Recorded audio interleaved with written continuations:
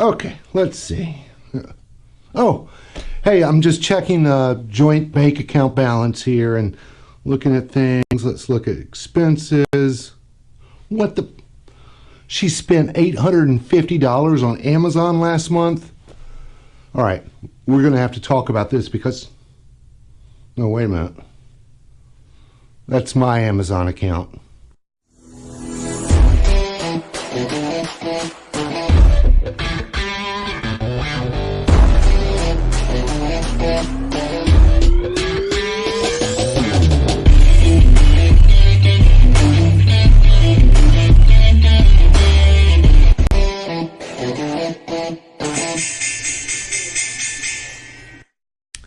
You know, getting married is exciting, but boy, it brings many challenges. One such challenge that you and your spouse will have to face is how to merge your finances.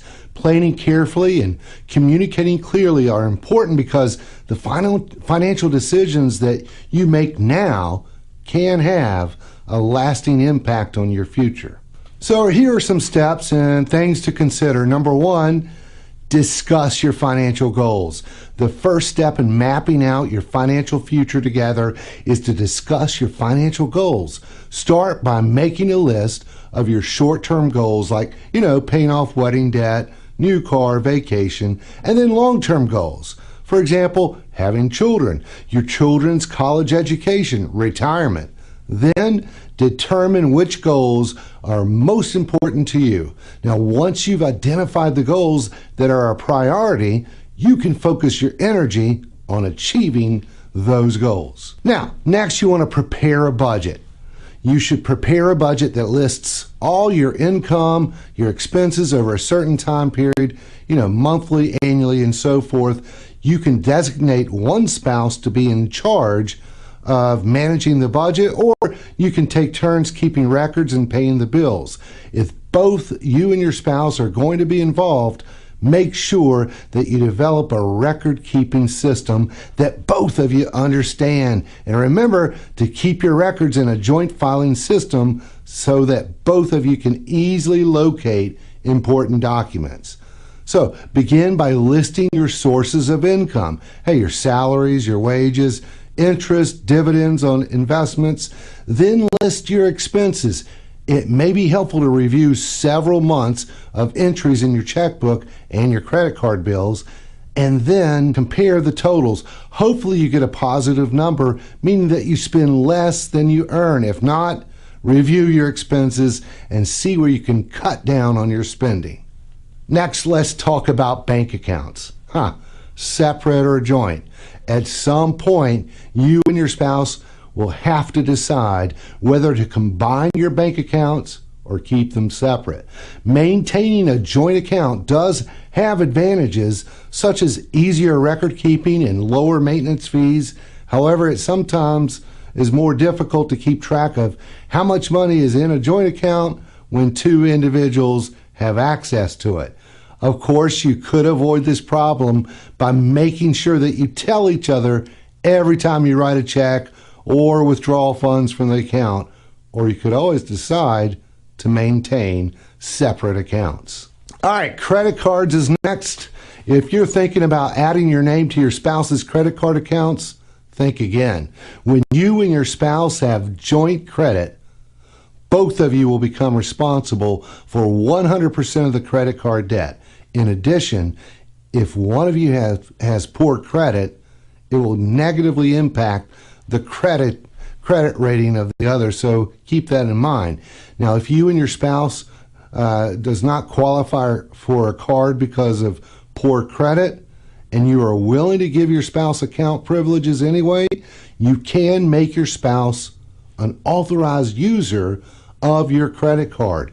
An authorized user is not a joint card holder and is therefore not liable for any amounts charged to the account. Also, the account activity, it won't show up on the authorized user's credit record. But remember, you remain responsible for the account. Next is insurance.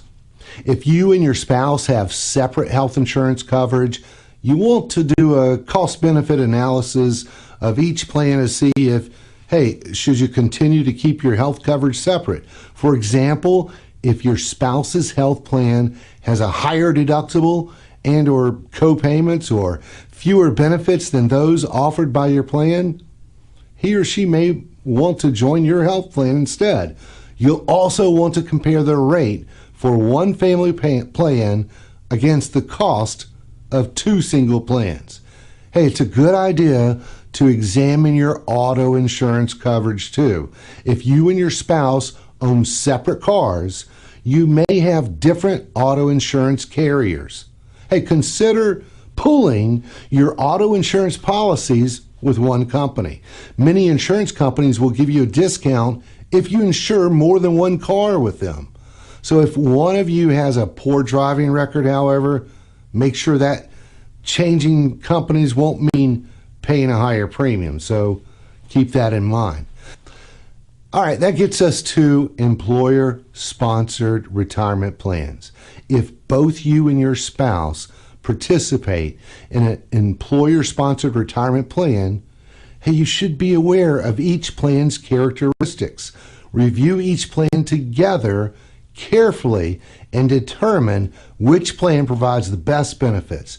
If you can't afford it, you should each participate to the maximum in your own plan. If your current cash flow is limited, however, you can make one plan the focus of your retirement strategy. Here's some helpful tips. If both plans match contributions, determine which plan offers the best match and take full advantage of it.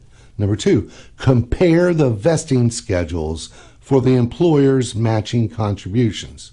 Hey, also compare the investment options offered by each plan. The more options you have, the more likely you are to find an investment mix that suits your needs.